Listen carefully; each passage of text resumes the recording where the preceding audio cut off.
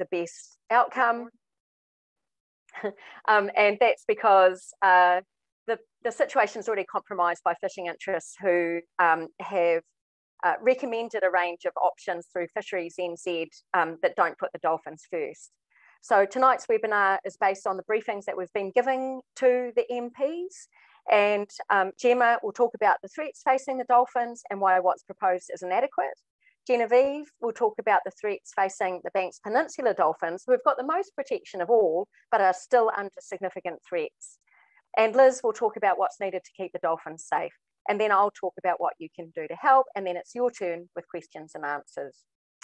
So cracking into it, I'm going to introduce Gemma. Gemma McGrath has worked for Aotearoa's dolphins for over 20 years. She's worked for WWF, Whale and Dolphin Conservation, and works collaboratively with numerous NGOs.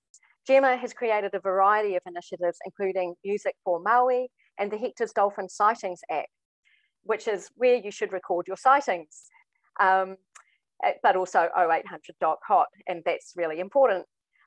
Gemma is a scientific advisor for Sea Shepherd New Zealand, and she recently completed her Masters in Science Communication with distinction from the University of Otago on the history of Māui and Hector's dolphins. She researches and collects citizen science data on local whale and dolphin sightings around Southland where she lives. So welcome, Gemma, and we look forward to your presentation. Thank you for that intro, Christine, and thanks everyone for being here. We are having some issues, maybe live streaming to Facebook, but we will sort that out when we can.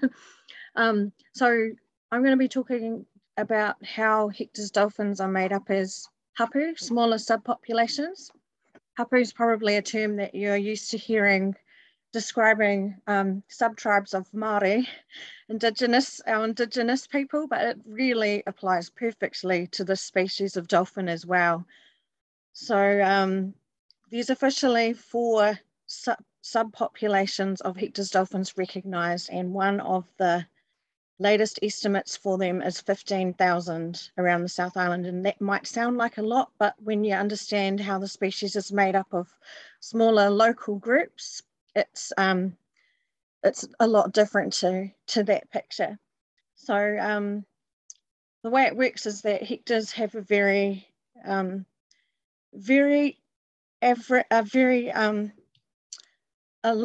narrow alongshore range of just 50 k's on average. So that means that most of the whānau stay home in their local areas, and on the edges of their neighbourhoods, they interact with the neighbouring hapū, the neighbouring dolphins, and they breed with them, and that interconnectedness all around the South Island keeps the species healthy as a whole. So it's like a pearl necklace going all around the South Island of all these little groups of Hector's dolphins, and it's backed up by genetics and long-term photo ID studies over the past few decades. And there are a few adventurers. There's some Hector's dolphins that have swum all the way up to hang out with Māui, but most of the time they stay home. And the threat management plan in the latest consultation process hasn't incorporated the way that the species is made up of these smaller groups. So there's some areas around the South Island, particularly Otago, Southland, and top of the South, where we're seeing really low dolphin numbers and fragmentation, where the dolphins are getting so low in numbers that they're not able to have that connection around the South Island anymore. So going to quickly go into some details on some of the local areas.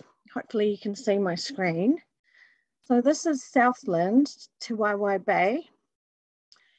And this orange area here is the proposed protection from trawling that the threat management plan is proposing to do, and the blue here is the existing protection measures.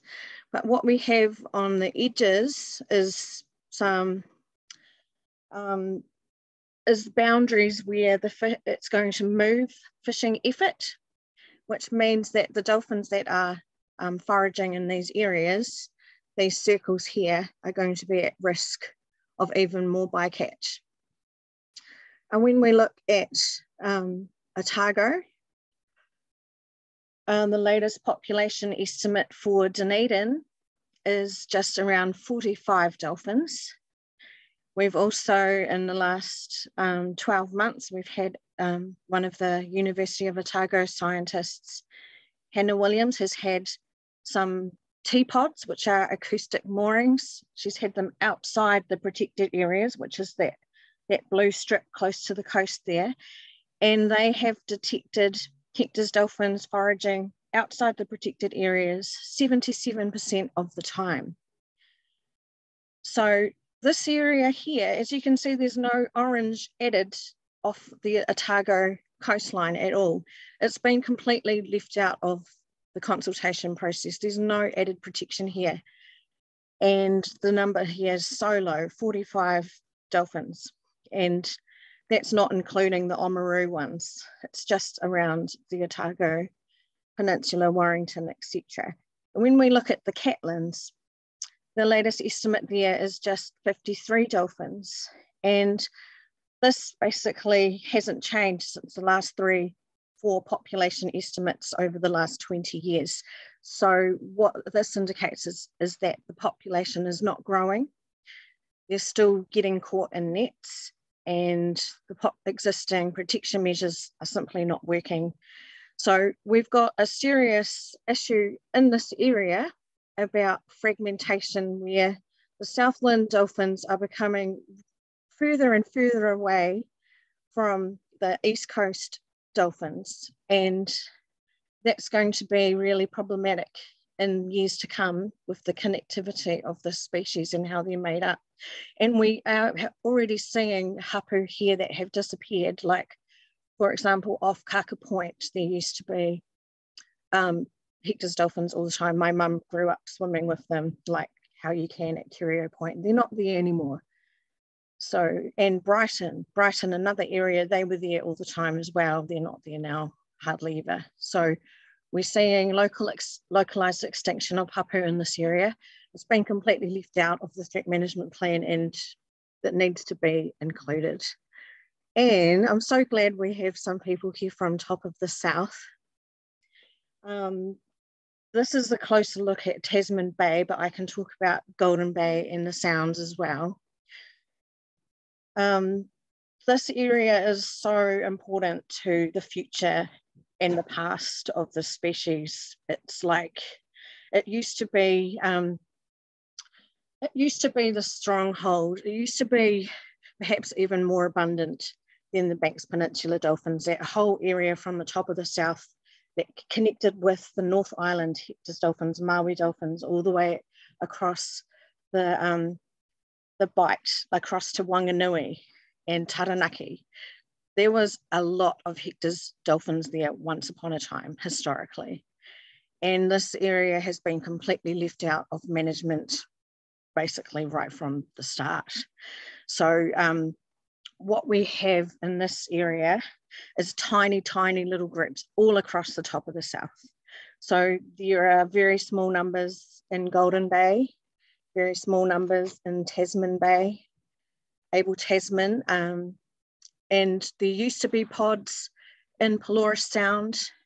There's a small pod in Marlborough Sounds, which has also been completely left out. The whole area, like this orange area around Tasman Bay, and there's a little bit around Golden Bay. There's still so much habitat of these dolphins, especially historical, that is left out of the proposed protected areas. So this area not only connects the east and the west coasts of Hector's dolphins with the, the little hapū that connect, it connects the North and the South Islands as well. And Māui dolphins, they are very, very critically endangered. They used to be all connected up with the hapū system. There used to be pods off Wellington, Paraparaumu, all the way Wanganui, North and South Taranaki, connecting with Māui. And our greatest hope for that genetic health for the future of Māui dolphins is going to come from these dolphins at the top of the south. So they're very, very important. They're very, very key to the future, but also the past abundance of the species. There's probably a lot more I could say about the top of the south, but another major concern recently, like since November, has been the amount of deaths of Hector's dolphins around the South Island. It's unprecedented. And there's so many calves. And again, like on the west coast here, that has also been completely left out of the last 2 threat management plan consultation processes, and you can see how many dead dolphins have turned up here since November. This area really needs some attention, and the government's just not giving it any attention at all. But the dolphins here are seriously in trouble with that amount of deaths indicates as such. And also Banks Peninsula, it's one of the most protected areas in the South Island, but there is still a lot of habitat there that is unprotected, and plenty of dolphins have been come to the end in this area too, and up around Blenheim, Kaikoura, up around Oamaru and Southland. And so for me, this is like a tohu, a sign that they really need some protection, and the existing protection and the existing proposed protection is far from adequate to allowing the species to recover. I think that's all I need to say at this stage, but if you have any questions, I'll be able to answer them later on. I think, Gemma, if you can talk about why what's proposed is inadequate in this latest round of fisheries management provisions. So the proposals that have the government has come up with to add protection to the dolphins are actually, there are a lot of voluntary measures. There's hardly any more set net protection added. They're kind of covering the bases, they think, with the cameras on the boats doing that. But really, that's just observing, more observation of dolphin deaths when we know that they've already been happening for the last 50 to 70 years. We don't actually need to know more about dolphin deaths or record them without doing anything about them. We need prevention of dolphin deaths. And they also have quota that go along with these, in each area, quota of the amount of dolphins that could be caught, which is ridiculous considering that most areas cannot even afford one more dolphin death for their ability to recover, let alone, the numbers are pretty high considering how vulnerable a lot of these dolphin numbers are. And with trawling, it's all voluntary. Like they're trying to introduce this idea that low line headline nets and reduced speed is going to prevent dolphin deaths from occurring. But this is based on anecdotal evidence from fishermen. That's all that is backing the reasons for protection from trawling, which is very flimsy at best. And it's voluntary. So voluntary has never worked in the past.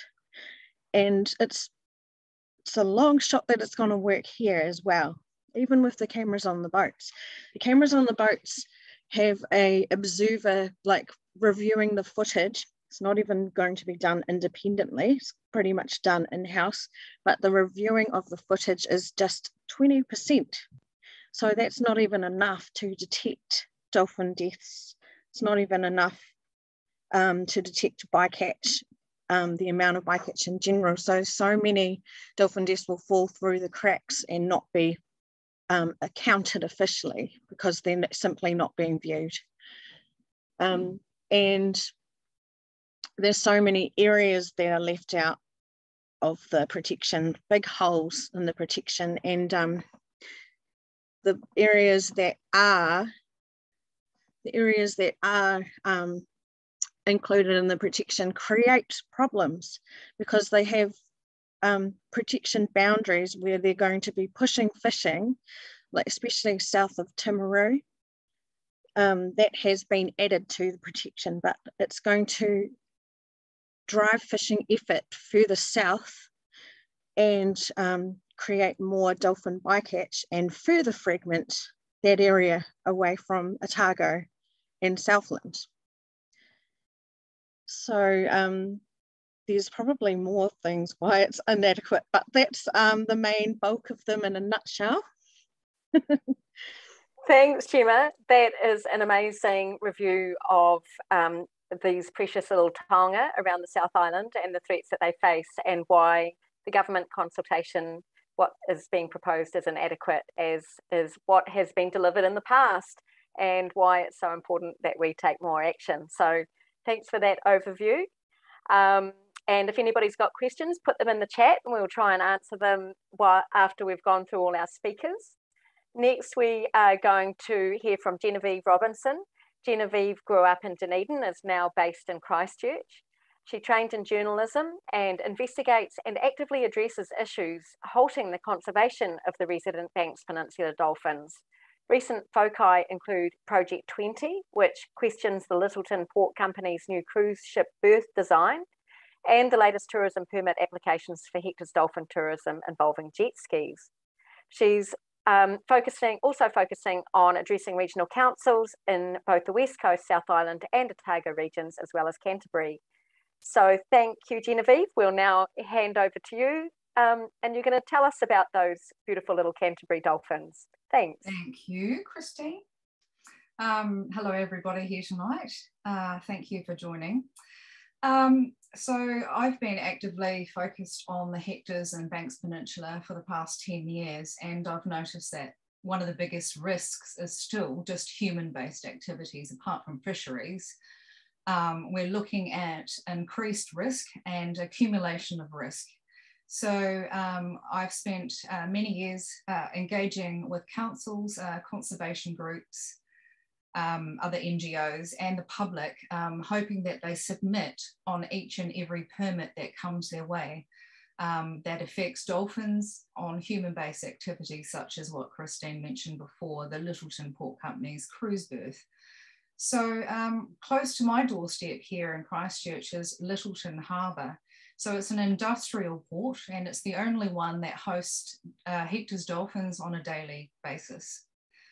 So the risks faced by approximately 20 Hector's dolphins that are in the Lyttelton Harbour at any one time increases each day with generations of port operations, long-winded construction of the cruise berth, and it's still yet to be used, the shipping channel dredging, inappropriate marine mammal experiences such as the jet ski experience.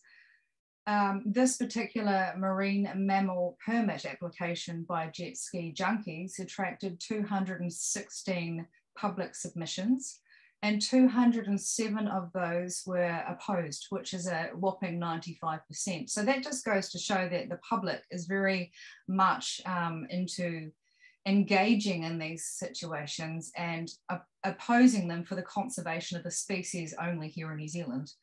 And what I've noticed is that the public is into conservation, but sadly, a lot of the conservation departments, I won't say any names, are not, and they're not as engaging or publicly notifying easily for people to easily access submissions.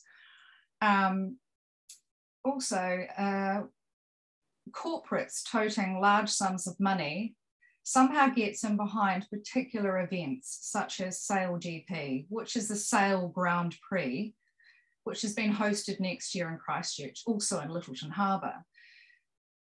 But what we're finding is, does the money generated really outweigh the true cost to conservation? And we need to really realign our core values as a nation for this. And this is through the Labour Party's promises of past governments and current.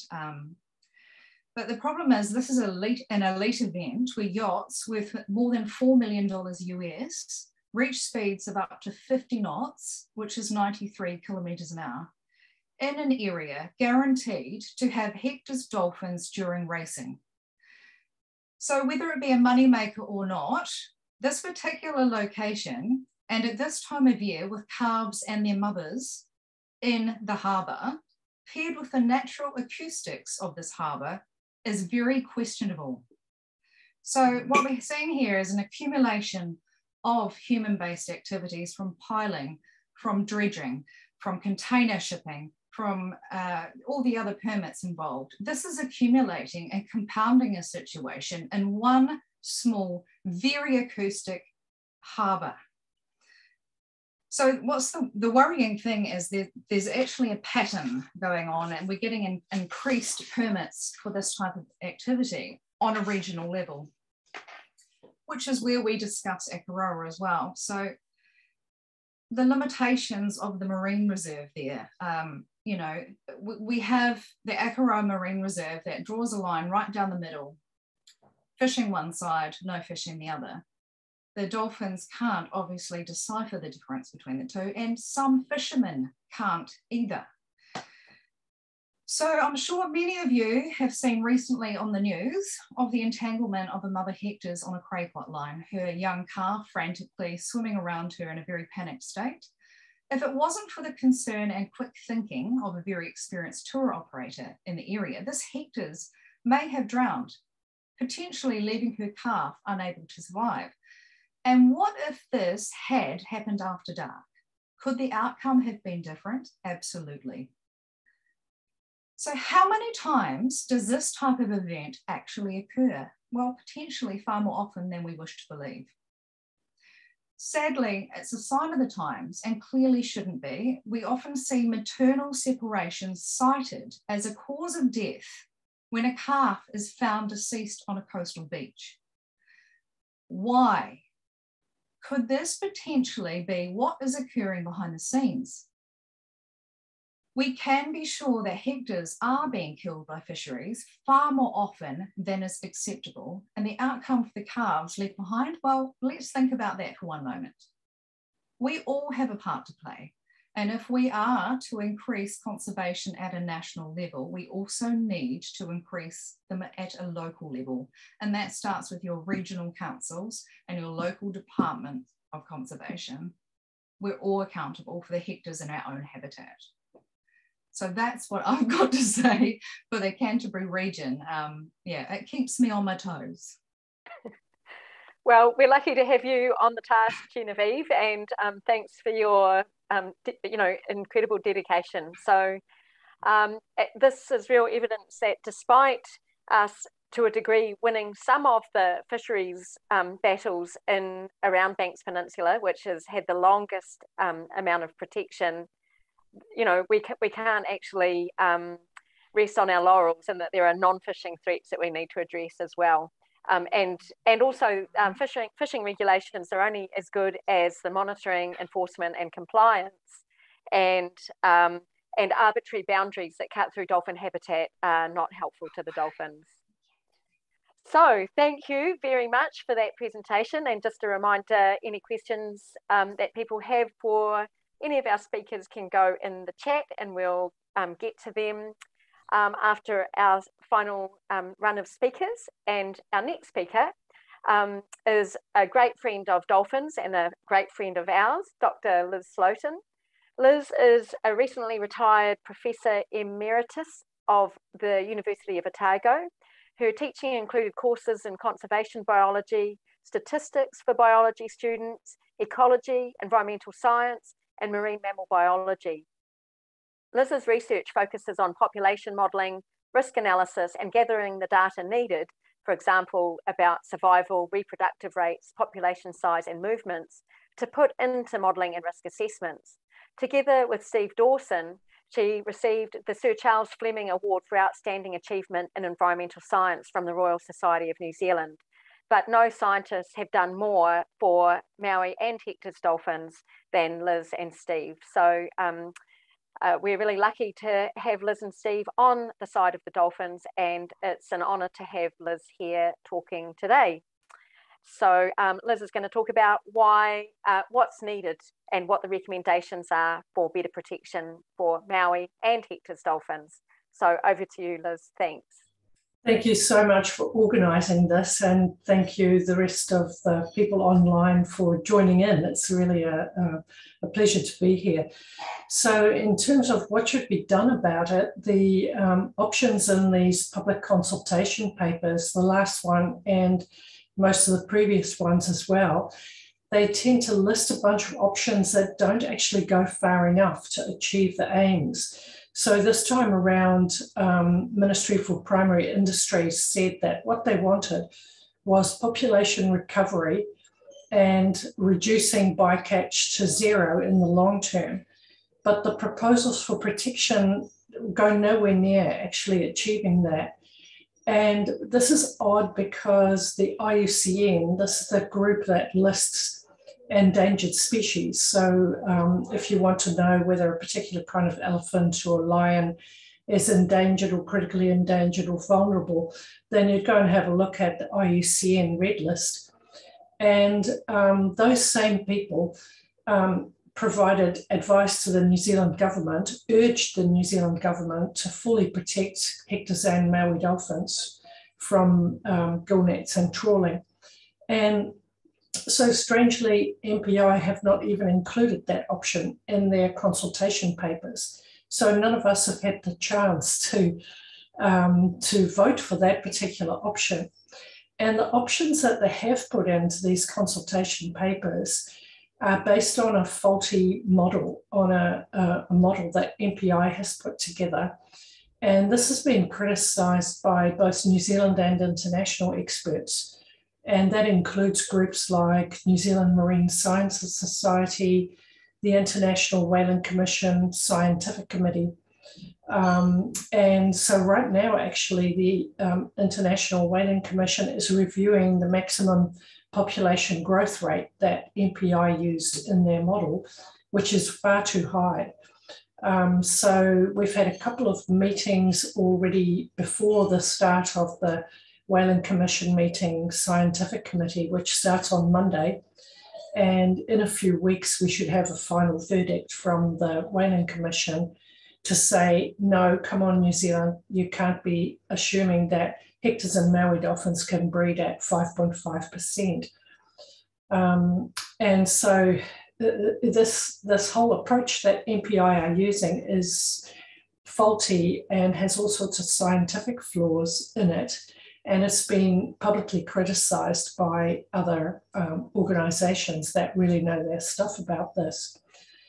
And one of the problems seems to be that trawling seems to be in the too hard basket. So this time around, the protection suggestions for gill nets were not too bad, but trawling is clearly not popular with MPI to do anything about that. And so as Gemma mentioned, MPI argue that these small trawlers that are continuing to fish inshore right now, by the way, are not catching dolphins. And there's no scientific evidence for that. And actually the Ministry for Primary Industries discussion paper itself says we don't actually know whether there's any evidence for this. And there's actually lots of trawl bycatch in both inside the tiny strip of coastline where the large trawlers are banned, and especially out of that tiny strip of coastline where both large and small trawlers are continuing to operate. So it's really important, as one of you has said, I think it was Genevieve, that you talk to your local regional council, you talk to your local dock office, and you might want to have a chat with your MP as well. Most MPs will meet with you on a Saturday morning or some other time during the week. Usually these meetings with members of public are 15 or 20 minutes long. And it's really, really worthwhile to go and talk with them and tell them why you are concerned about this issue. So again, if you've got any questions about this, please pop them in the chat window and we will answer them later on. And I think I will hand over to Christine now to wrap up so that you've got plenty of time for your questions. Thank you. Thanks, Liz. That is really an important summary of what needs to be done according to all the experts, but what's being failed to be done by the government. Really great to have all our skilled and knowledgeable presenters tonight. One of the reasons that we've been briefing MPs is because every election for at least the last 3 or 4 elections, Māui and Hector's dolphin defenders has done a voter's guide to inform the public about which political parties had the best policies to protect Māui and Hector's dolphins. And so we've been encouraging people to look at that voter's guide and to vote accordingly. And actually, surprisingly, the Labour Party had the best policies because they wanted to see Māui and Hector's protected out to the 100-metre depth contour throughout their whole range. And that's what's needed to keep these dolphins safe. So we're trying to hold the government to account for the promises and the policies that it made when it was in opposition, and to deliver them now that they've got this historic opportunity in government. So it's really important that we put pressure on the government while they are considering this new range of fisheries management options, none of which go far enough. So, we've been making that outreach to the MPs, but as Liz said, we really encourage you to contact your MPs yourselves, whether they're Labour MPs or other, but particularly if they're Labour MPs. And also, probably most importantly, we'd really request that you drop an email tonight to Minister David Parker. Minister Parker has the portfolio for oceans and fisheries, and his decisions will be critical in determining what happens next for these Hector's dolphins. And he's from the Dunedin area, and so these are his little, he's a kaitiaki for these dolphins, both in terms of being a local resident, but also being the minister. And even if every one of you here tonight wrote to David Parker tonight, then that would make a huge difference. But you can do other things to help. So as well as contacting your MP and the minister, and we'll put his address in the chat so that that makes it easy. You can sign our petition, and we're going to put that in the chat for you as well. If you haven't signed it already, please do sign it and share it widely. It's got a nice number of people have already signed it, but we need more. And we're also going to be producing some postcards that will be free post to send to the minister. And so if you're interested in helping to distribute those, then keep an eye on our Facebook page and let us know where we can send them to, and we'll get them out to you.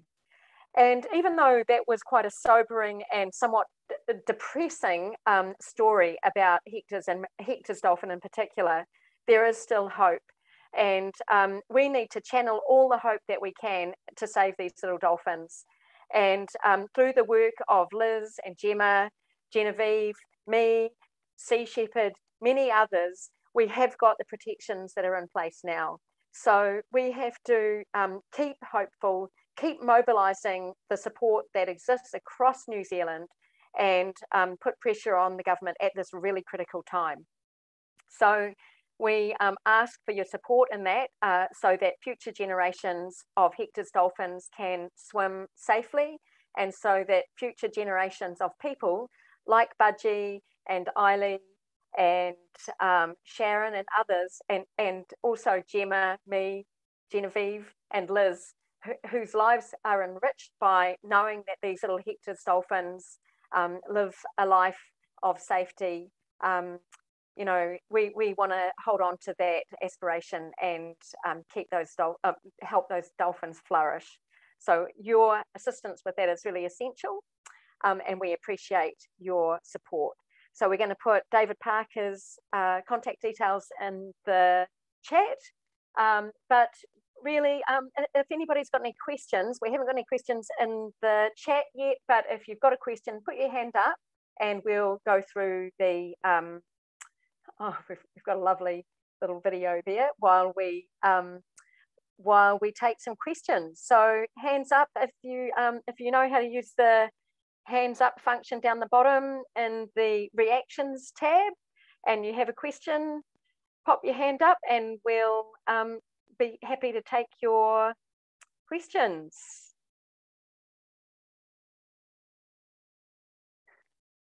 Don't be shy.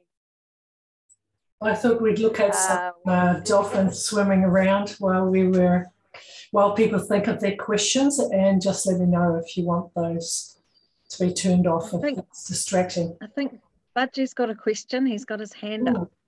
Yep. Excellent, Budgie. Welcome. Thanks. I don't go out that regular, but when I do go out and I do see dolphins, I mean, should I report every time I see these guys? I mean, is it filling a database, or because I haven't been reporting every time I see them, because it's like, should I do that? Absolutely. It would be really, really awesome if you could, even if you keep your own record that you have, like, so that we've got it for later, as long as it's getting recorded. That's the main thing. If you can record like the rough GPS mark, the rough amount of numbers of dolphins that you've seen, if there were any calves, that would be amazing, because it is one of the key areas where we need more data. And that's the reason why I started the sightings app for that particular area, because the government said that they didn't have any evidence that there were dolphins there, so there was no need to do any protection or any attention. So that's why we got the app started in the first place. And they are definitely aware that there are dolphins there now. So yeah, it's very important if you can. And if like, you can do it to the dock hotline, you can do it to the sightings app, whatever floats your boat, whatever's most convenient for you. But as long as you're recording it somewhere and passing it on to the likes of the dock hot or the app, or even myself, I'll make sure it goes in the right hands. And what area is that? What area is that, Budgie and Gemma? Is that the North Coast? It's I'm out in Golden Bay. Mainly Golden Bay. Perfect. Yeah, I totally agree with Gemma. That's a really important area. So this time it got a little bit of protection, and the last time it got none at all. So in 2008, they completely left out the North Coast. So yeah, the more sightings there, the better. Looks like a couple more. Yeah, interestingly. I was very interested to hear how the populations seem to have declined in this region, and particularly being the top of the south, their interaction with those of the north. It's pretty critical, I would think, that these guys are protected here. And is there any other people from this region that you're aware of reporting? I mean, hopefully, I talk Yes, to people. they are. Yeah, that's a good point, actually. So Doc did a bit of promotion of the app and the hotline before and over summer. And they got about 380 reports, and at least a quarter of them were from Golden Bay, Tasman Bay. So people within your area really took to heart the opportunity to report to someone how many dolphins had been being seen. So that's really encouraging.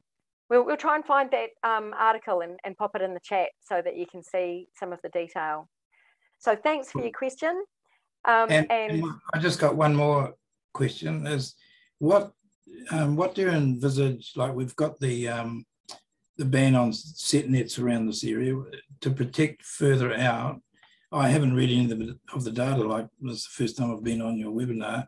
But what sort of options are you looking at to try and protect that outer area? How do you intend to go about that?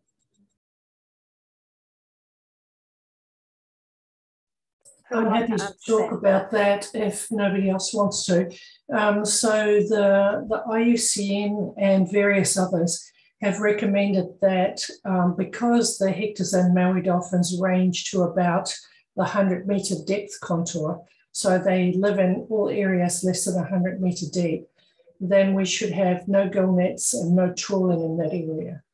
So that doesn't mean no fishing, luckily. So people could fish using long lines, fish traps, various other fishing methods. But both gill nets and trawling are well known, not just for hectares of Māui dolphins in New Zealand and common dolphins in New Zealand and bottlenose dolphins, but around the world, those two fishing methods are known to be lethal to dolphins. And so in most parts of the world, people don't have a dolphin that's only found there. Most other countries are dealing with species like common dolphin and bottlenose dolphin and dusky dolphin that have a really wide distribution, some of them almost global. New Zealand is incredibly lucky to have this dolphin that's found only here, and somewhere around 10 to 15,000. So we're talking thousands, not tens of thousands. And so we really need to pull our finger out to protect this dolphin because we are doing it for the world. So that's what IUCN have recommended, is no gill nets, no trawling in that area. Did that answer your question? Yep, it sure did. Thank you. Great, thanks. We're going to go to Frida and then Ailey. So thanks, Frida. Can you hear me? Okay. Hey, listen, I'm just about to take bread out of the oven, so I think if I could get my question next, not want to go on to the next person right now. Okay, thanks. Ailey and then Virginia, and then we'll come back, see if Frida's got her bread out of the oven. Hello, how you going? I'm not sure if you guys can see us here. Hi, my name's Ailey. We're based out here in Marlborough, and it's definitely one of our playgrounds out here. One of the things that we find is a real challenge, and this is with all the dolphin species, but obviously particularly with the Hectors being so localized in their habitat range. And obviously here in the Sounds, we're very shallow, so it's primo Hector's habitat. We're not so much in the Sounds itself as concerned with commercial fishing, as there isn't as much of that going on these days, but there's definitely an impact on the dolphins as a whole with recreational impacts, which we definitely see peaks of throughout the year. And being a rather similar circumstances possibly to the likes of, say, Littleton Harbour, where even though it was much shallower, we've got this lovely little V-shape channel through where it's not very deep, and you could imagine the acoustics down there as well as people's behaviours as a whole. So there is a lot of efforts, obviously, with the Smart Course being out there trying to encourage people to do the right thing, but we're finding a lot of out-of-towners, they don't go out on the boat very often. So one of the big challenges we have here is, I guess, tackling those ways of protecting the dolphins further. Would you guys have any opinions as to how we as locals here, but also as advocates, like I work very closely with an environmental organisation based here in Picton called EnviroHub Marlborough. One of our strategic plans is targeting our marine environment with particular focus on the dolphins. So as an environmental organisation, but also as locals, like we have sort of some ideas, but would you guys be able to maybe shed some more light onto how we can have more of an impact and make some positive changes locally here in Marlborough? Awesome. Thanks, Ailey. Thanks for joining us. And I'll see if any of the other crew want to answer that as well. But do you know Paul Keating from Eco Cruises? Yes, my partner and I actually used to work for him, so that's where our love of Picton and Marlborough and the Sounds stemmed from originally. Nice. Yeah, I can understand that. Yep, the work that Paul's doing is really important. And the Guardians of the Sounds. And I think, working through the Regional Council, who has responsibility for setting coastal marine bylaws and other forms of management, and also even working with schools and the community to facilitate greater awareness, because I think often, people just don't know how to behave around dolphins, and they get a bit crazy when they see one and want to drive their speedboat sort of to it and sometimes over it. So there are always opportunities for greater awareness raising and building a sense of, an ethic about how we deal with these little taonga. So those are some important suggestions, but I'll see whether Liz, Genevieve or Gemma also want to answer. Genevieve. I was just going to say, yeah, I actually talked with a doc person, and he actually gave me a wad of these amazing big stickers, and you can distribute them, and it shows all the boating rules. There's a copy for your boat, copy for your trailer, and more, like all in one sticker. And I found that people were quite appreciative of receiving the sticker. I know it sounds really odd, and they actually didn't know. And I always have them on my car. And a lot of people, when I park by the beach or by the wharf, people read them and they go, oh, I didn't know that. People actually really don't know the boating rules. And I think that is a real problem. So yeah, that's something that we have a lot of challenges with. Doc Absolutely. Yeah, Doc has a lot of resources that they just don't really distribute unless you ask. So I think you really need to go there. Yeah, one of the things that we did do in the past was we found that the kids, because we have a branch of EnviroHub that works with the children, so it's called Conservation Kids New Zealand, and one of our kids became an advocate, and he would stand out distributing information to the boaties, and that was actually really, really well received. No one's going to turn around and have a go at a little one who's, just trying to spread the awareness out there. So I guess here in Marlborough, when it does peak with the recreational boaties, because obviously there are mandates, moratoriums in place for commercial impacts with the dolphins, there's definitely not much going on with the recreational boating situation, which does peak at certain times of the year. And I think with the awareness, one of the big challenges we have is purely that most people are from out of town. They're not even locals. They come up from as far as mostly Christchurch and other parts, even Wellington. They pop across with their boats, and it does get a little bit frantic. And like you said, they just don't know the rules in general, let alone the rules. And that's their only method of transport sometimes, isn't it? Just to get to an island, Absolutely. Cool. Hey, well, let's keep going. But Ailey, let's also keep in touch, and we'll see how we can support your work, because it's really important. And a number of us get to Picton as often as we can. And this is another good reason to go there and to make those linkages. So absolutely. Awesome. And if you're not on our Facebook page, jump on there. And let's keep in touch and have that conversation on an ongoing basis. Thank you. So great to hear from you. Thanks. Right, we're going to go to Virginia, then we'll talk to Frida, and then we've got a question from Craig, and that will probably be all our time. But we will have the opportunity to have more communication and kōrero on our Facebook page. So we'll hand over now to Virginia. Welcome, Virginia, who is also a member of Māui and Hector's Dolphin Defenders. So nice to see you, Virginia. Yeah, thank you, Christine. Yes, it's very good to have this opportunity to catch up with what's going on. And we just seem to have been doing this for such an awfully long time, sort of 6 steps back and 1 forward. But I just simply wanted to know, where does the Green Party stand on all these issues now? And also, what's the position with Christopher Luxon now being leader of the National Party? Are there any approachable people within National, and where do the Greens stand on many of these issues now? Because I'm really not sure. We only have our previous policy research to go by at this point in terms of Māui and Hector's Dolphin Defenders, and we did have some friendly allies within both the Green Party and the National Party. I would assume that the Green Party's position is the same. And when we've done the policy analysis in the past,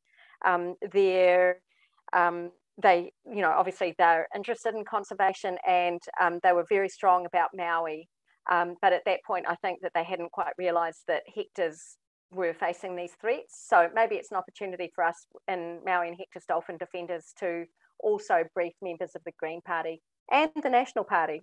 So we'll keep at that. And as we move towards the general election next year, we'll probably be generating another voters guide to assess their policies as they get developed. Yes, so thanks for your question. We'll move now to Frida. Yeah, hi. Listen, I'm just wondering about the Cook Strait dolphins. You know, when you're on the ferry, they're a treat for travellers going between Wellington and Picton, but maybe they're the Picton dolphins. I'd like to know more about the ones that follow the ferries. Nice. Yes, I've seen them. I've seen Hector's dolphins from the ferry, and it's such a treat. I mean, coming into the Sounds is a world-class experience. I don't think you get anything like that anywhere, especially with Hector's dolphins. And a friend of mine saw orca coming into the Sounds the other day too, so double bonus. Yes, so you know, when you come in through Tory Channel, that's the Marlborough population that we're seeing, because they disperse at certain times of the year, and at other times of the year they're more concentrated around Arapawa Island. Although obviously Arapawa Island's quite big, and when you see them coming through Tory Channel, sometimes that's still, you know, the Arapawa habitat. In terms of through Cook Strait itself, Gemma or Liz, do you know anything more?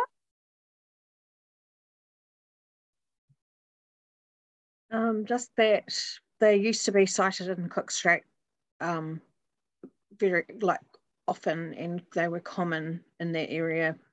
Now they're not. Now it'd be very hard to see one, but not impossible, because obviously there is some travelling going on. But yeah, if anybody did see any sightings in the Cook Strait, it would be very key to report them, record as much information as possible from them, because it's a historically important area for them to be seen. And yes, one of our biggest hopes for the future is that area will be able to grow in dolphin numbers so that it can spread back into its historical areas. Yes, I agree. So certainly there are sightings from Wellington, some recent, some from way back. And there are other sightings all the way up the east coast, way more than I would have ever thought, actually. So what tends to happen with when you see maps of sightings put together by DOC and especially NPI, they tend to literally chop off the east coast of the North Island off those maps. So there are certainly sightings immediately to the east of Wellington, and quite a few Hector's dolphins in Cloudy Bay, Clifford Bay. So the Cook Strait itself, it kind of depends on how narrow you are talking. If you mean the entire area between the North Island and South Island, then there are loads of Hector's and Māui dolphin sightings in that area, and it's clearly their habitat, and they are clearly much less common there now than what they were in the past. If you're talking about the relatively deeper, more turbulent waters immediately between Wellington and the Marlborough coastline, then those relatively deeper waters are probably areas that they're travelling through back and forth rather than living in the middle of Cook Strait. But certainly if anybody is seeing Hector's dolphins in Cook Strait, anywhere in Cook Strait in the broader area, definitely call in those sightings. That's very valuable. Thank you. Oh, one more question. I was a bit distracted. What would you like us to say to David Parker? Good one. Good fair question. So ask David Parker to protect Hector's dolphins in this instance throughout their full range. Okay. So you probably want to refer to the consultation process that's underway or that has finished, but the decision making that's going on.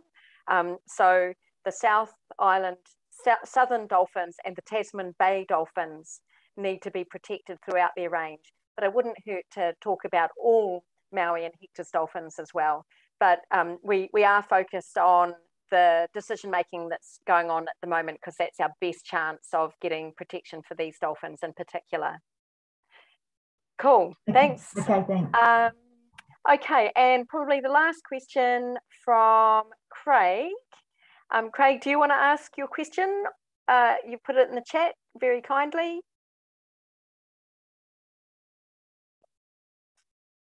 If not, that question is, could it be explained why fishing companies get treated differently from the public? Given that it's still an offence to harass, disturb, injure or kill marine mammals, how come fishing companies can get away with it? Maybe, who would like to talk to that? Gemma or Liz or both? I can say a little bit. I guess because a lot of the times when they are catching dolphins and other bycatch, it's not on purpose, it's by accident. It's not, yeah, and I think it's business, gets in the way of business as usual, and that's probably why they have been getting treated differently. I'm not sure if that answers your question. I'm not sure if I understand your question completely. Yeah, I agree. It goes without saying. It goes without saying that after all this time with all that bycatch, something is obviously going on and something needs to be done. And there comes a time where it's prevention is key, because we know it happens and we know it's been happening in huge numbers. The other thing is that when there was an abundance, such a big abundance of Hector and Māui dolphins, there was way more bycatch. And the point is that now there are less dolphins to catch. It doesn't mean it's not happening, and doesn't mean it's because the bycatch isn't occurring as much. It doesn't mean it needs addressed. Like, the only way the species is going to recover is by removing those threats, the bycatch and the trawl nets and the set nets that took them out in the first place.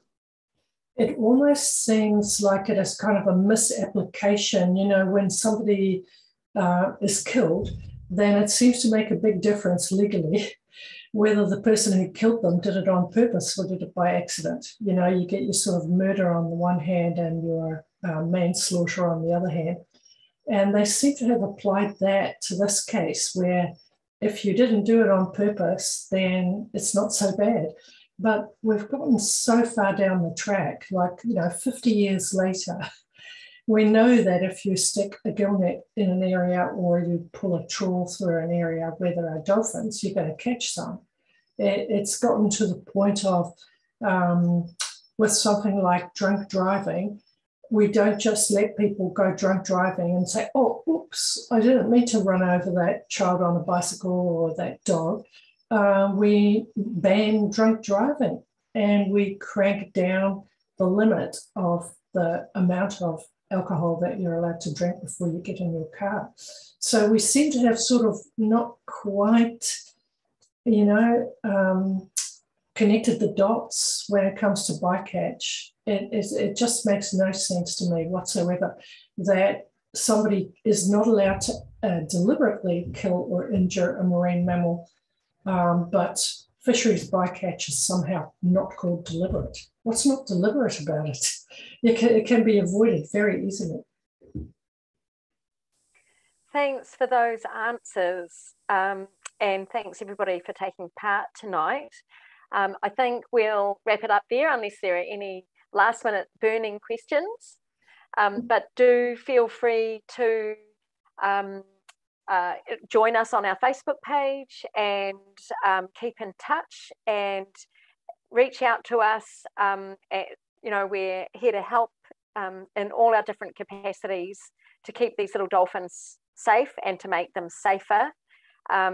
And we really appreciate your time tonight and your support for this precious little taonga. So thanks to our speakers. You know, it's been really inspirational working alongside you, but also to have the benefit of your expertise tonight. So thanks everybody. For the dolphins, all the best. Haere rā.